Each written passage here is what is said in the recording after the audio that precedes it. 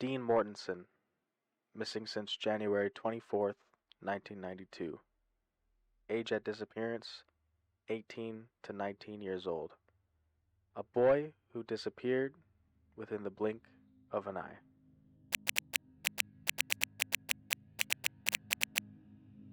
Grand Cache, Alberta, a coal mining town about 435 kilometers west of Edmonton, Alberta. This is the town where Dean Curtis Mortensen grew up. He was the eldest of 4 siblings, and because of that, he was the first to go to university. In 1991, Dean started his first year taking general science at Edmonton's University of Alberta. Because of the distance between his home and Edmonton, Dean would only go back home to visit on Christmas after he finished his first semester of classes. Dean spent a quiet and peaceful Christmas with his family before returning back to Edmonton on January 6, 1992. Dean returned to the university, where he lived at St. Joseph's College Residence, a small, close-knit residence of about 63 young men that were also attended studies at the university, and also were a part of the St. Joe's Rangers hockey team, which Dean was a member of. According to a friend of Dean's, Stephen Beeland, who grew up with Dean in Grand Cache, said that Dean, quote, was super bright and really responsible. He was lanky, quiet, and never swore, end quote. It was also said that Dean was the only guy in the whole dorm room that made his bed in the morning. Later that week, after coming back from spending Christmas with his family,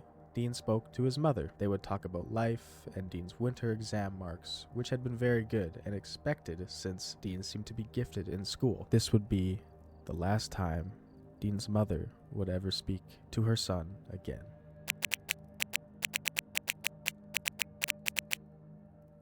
A couple of weeks into his second semester, on Thursday, January 23rd, 1992, Dean and his friends decided to go to a student pub called The Ship, located in the Lister Hall residence, only a 10-minute walk from Dean's dorm. Dean was reported wearing Nike running shoes, faded blue jeans, a St. Joe's Ranger hockey jersey, and a Grand Cache hockey-crested jacket with white leather sleeves, gold shoulders, with one sleeve saying Dean and the other saying Defense. Stephen was also amongst the people that Dean was with that night. The boys all did what university students do.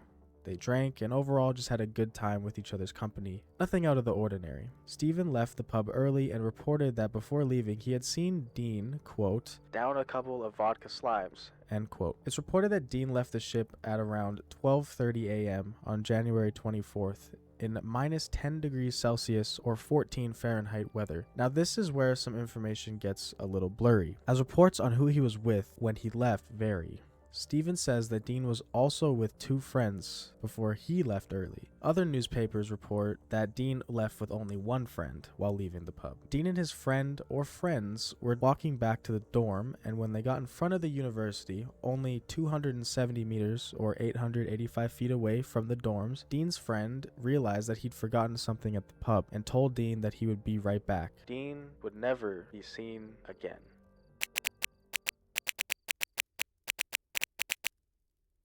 It's not said exactly what Dean's friend or friends did when returning to the spot in front of the university, but we can assume that they assumed Dean just went back to the dorm, and they went back to the dorm themselves. I mean, he must have gone to the dorm considering they were so close anyway, and there was no reason to wait in that cold weather. On that Friday morning, when classes were in session, Dean missed his first class, which was out of character for him. Stephen noticed this and had gone to Dean's dorm room early in the morning on his way to class. There was no response. Stephen just assumed Dean slept in because of the possible hangover paired with staying out late at the pub. Stephen said that Dean wasn't much of a drinker, so it's possible Stephen just assumed it was a bad hangover that made Dean miss his first class. Stephen grew concerned when Dean ended up missing his second and third classes, and when he decided to return to Dean's dorm at 1 p.m., there once again was no response. He then convinced a prefect to unlock the door to Dean's dorm room for him. Once gaining entry, Stephen discovered that Dean's bed hadn't been slept in.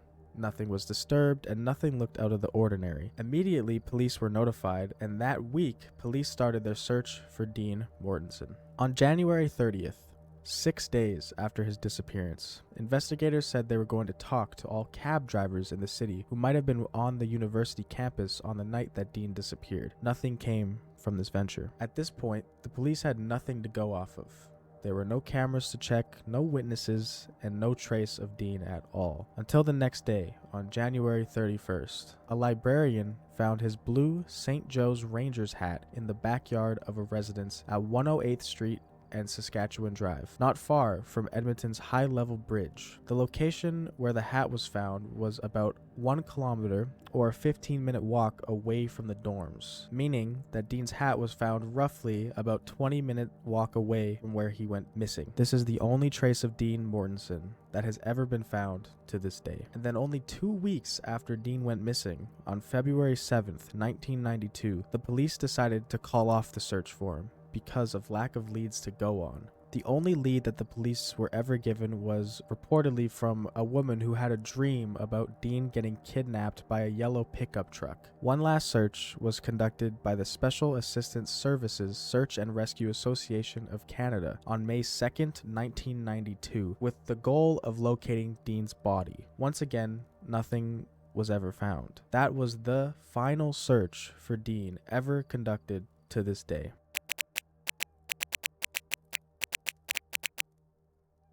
Alright, now that we've covered what happened, let's go over some theories that people have come up with over the years on what actually happened to Dean. The first theory is that Dean ran away. This theory is probably my least favorite. It claims that Dean just decided to up and leave his life behind him, never to be seen again, which makes no sense for a young man who just started university and was doing well in school and was regarded as positive and happy by his family, friends, and dorm mates. Dean's own mother even said that she, quote, didn't believe that Dean would have ran away. She also said she didn't believe alcohol had played a role in his disappearance, since Dean was 6'1" and only had a couple shots of vodka and a couple beers, and his friends didn't notice anything unusual or out of character for Dean. There was also no indication that he was visibly intoxicated via the reports that his friends had told police. This theory was also debunked because Dean's last withdrawal of money in his bank account was the $20 that he took out to go to the bar that night. Dean had 2 bank accounts containing over $3,000 that were left untouched after his disappearance. Because of this, people know something more sinister happened to Dean that night. The next theory that was speculated is that Dean took his own life by jumping off the high-level bridge near where his hat was found. The possibility that he took his own life and drowned in the North Saskatchewan River is a possibility that will always remain in the conversation. To me, this theory also doesn't add up. Why would Dean all of a sudden change direction after his friends left back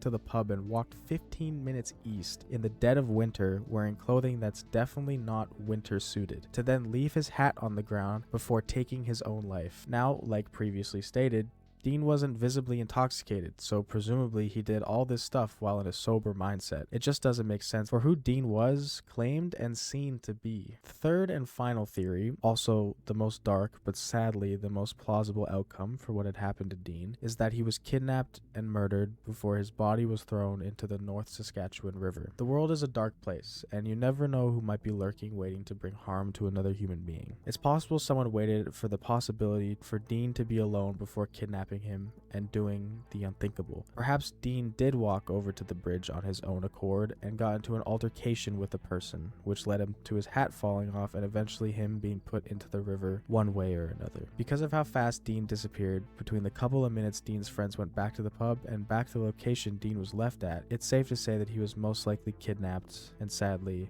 killed.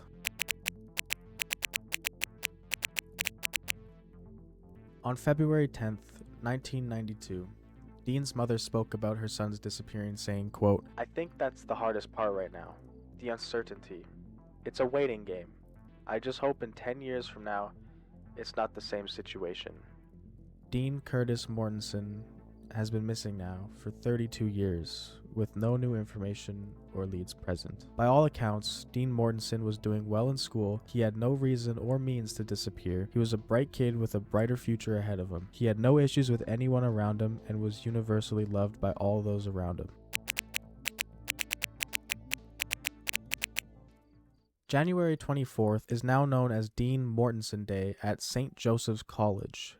Dean's jersey number, 55, was also retired, and his blue Ranger sweater hangs inside the residence on the wall. In 1994, the Students' Union Safe Walk program was created, which provides escorts for students walking at night out of concern for what had happened to Dean, and as a way to never let what happened happen again. Every year, a Dean Mortensen Scholarship is awarded to a student who is active in the school, has leadership skills, and contributed to making campus a safer place. On the anniversary of Dean's disappearance, all students of SJC hang their jerseys outside the dorm windows as a salute to Dean. In January 2000, a student said, quote, "We look out for each other, and we try to look out for others.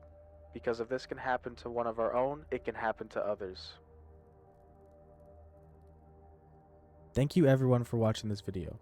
I hope you all enjoyed it. If you're new here, welcome to the channel, and welcome to the first case of Canadian cold cases. If you want to know where I got all my information, all my sources will be linked down in the description if you want to do further research of your own and just see if there's anything that I missed. Other than that, my name is Qanator. Stay safe, have a good night, and bye-bye.